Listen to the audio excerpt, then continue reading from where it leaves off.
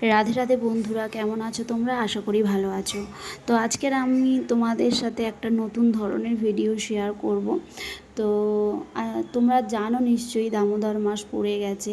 তো দামোদর মাসের নিয়ম চলছে। তো এই দামোদর মাসে দীপদানের একটা প্রচলন আছে, তোমরা অবশ্যই জানো। তো এই দীপদান তোমরা কিভাবে করো আমি তো জানি না। তো আমি যেভাবে দীপদান করি আমি তোমাদের সাথে শেয়ার করব।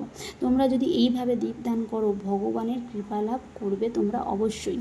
তো দেখো, আমি একটা তুলসী মহারানীর মৃত ডাল নিয়েছি। সেই ডালটার মধ্যে আমি ভালো করে ঘি দিয়ে সলতের মতো বানিয়ে নেব। আর দেখো, এই তুলসী গাছের কাঠটাকে নিয়েই আমি ভগবানের কাছে দীপদান করব। তোমরা কিন্তু অবশ্যই এই তুলসী কাঠেই কিন্তু ভগবানকে দীপদান করো। আর এই দেখো, ছোট্ট ছোট্ট করে আমি কিছু টুকরো করে রেখে দিয়েছি, যাতে প্রদীপের মধ্যে দিয়ে আমি জ্বালাতে পারি। এর মধ্যেও ঘি দিয়ে তুলো দিয়ে আমি পুরো জিনিসটাকে তৈরি করব, আর তোমাদেরকে দেখাবো যে কীভাবে তৈরি করবে তোমরা। তো চলো এখন আমি দেখাই কিভাবে আমি তুলো দিয়ে তুলসী কাঠগুলোকে প্রদীপের দেওয়ার মতো করে তুলব। তো দেখো, এইভাবে আমি একটু তুলো নিয়ে নিচ্ছি। তুলোর মধ্যে ভালো করে ঘি মাখিয়ে নেব, নিয়ে আমি দুদিকের দুটো ডালে ভালো করে সলতের মতো আটকে নেব, সরু করে পাকিয়ে নেব।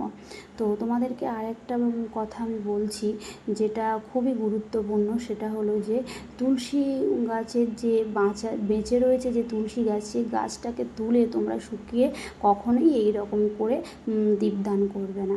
তোমরা যে তুলসী গাছ মরে যায় সেই তুলসী গাছটাকে তুলে ছোট ছোট করে এরকম কেটে তোমরা কিন্তু দীপদান করবে।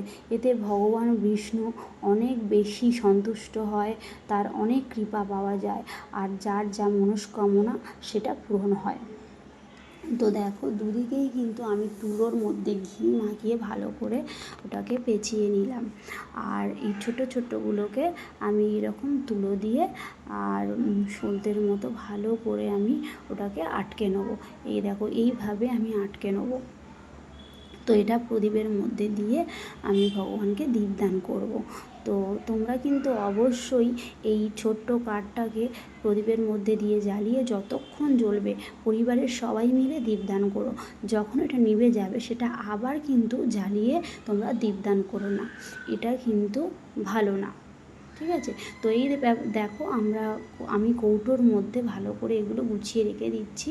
সারা কার্তিক মাস আমি এটাকে জ্বালাবো ভগবানের কাছে, আর একাদশীর দিনও জ্বালাবো, তাতে অনেক কৃপা লাভ হয়। আর কেউ যদি সারা বছর করতে পারে তার তো কোনো কথাই নেই।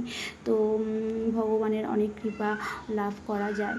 তো এখন গোপাল সোনাকে আমি খেতে দিয়ে দিচ্ছি। আজকের দুপুরবেলা একটু পানি ফল দিয়ে সেবা দিয়েছি। তো গোপাল সোনাকে খাইয়ে দিয়ে আমি তোমাদেরকে দীপদানের নিয়মটা দেখিয়ে দেবো। আর তোমরা জানো কি জানি না, ভগবানের চরণে 4 বার, নাভিতে 2 বার, আর মুখমণ্ডলে 3 বার তোমরা দীপদান করবে, আর পুরো অঙ্গে 7 বার দীপদান করবে। ঠিক আছে?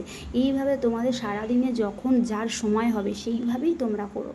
আর যদি তা তোমরা না পারো, অবশ্যই সন্ধ্যাবেলা তোমরা দীপদান করো। বাড়ির ছোটোদেরকেও তোমরা শিখিয়ে দেবে, আর বড়রা তো বললেই তারা করে নেবে। তো দেখো, এইভাবে আমি প্রদীপের মধ্যে দিয়ে আর ভগবানের চরণে, নাভিতে, মুখমণ্ডলে দেব, আর পুরো অঙ্গে 7 বার দীপদান করব।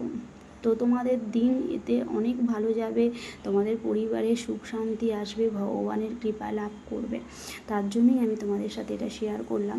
তো আমার যদি কোনো ভুল ত্রুটি হয় অবশ্যই তোমরা কমেন্ট করবে, আর আমার ভিডিওটা কেমন হলো অবশ্যই জানাবে। একটা লাইক করবে আর আমার পাশে থাকবে, যাতে আমি ভরসা পাই, আরও এগিয়ে যাওয়ার সাহস পাই।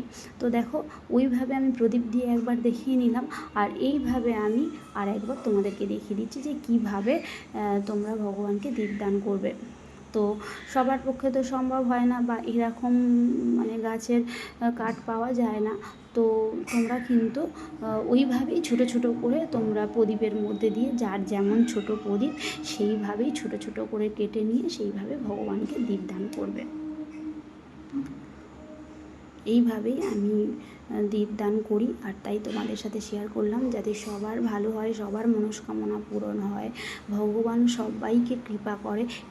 এর জন্য আমি ভিডিওটা তোমাদের সাথে শেয়ার করলাম। ভালো থেকো, সুস্থ থেকো।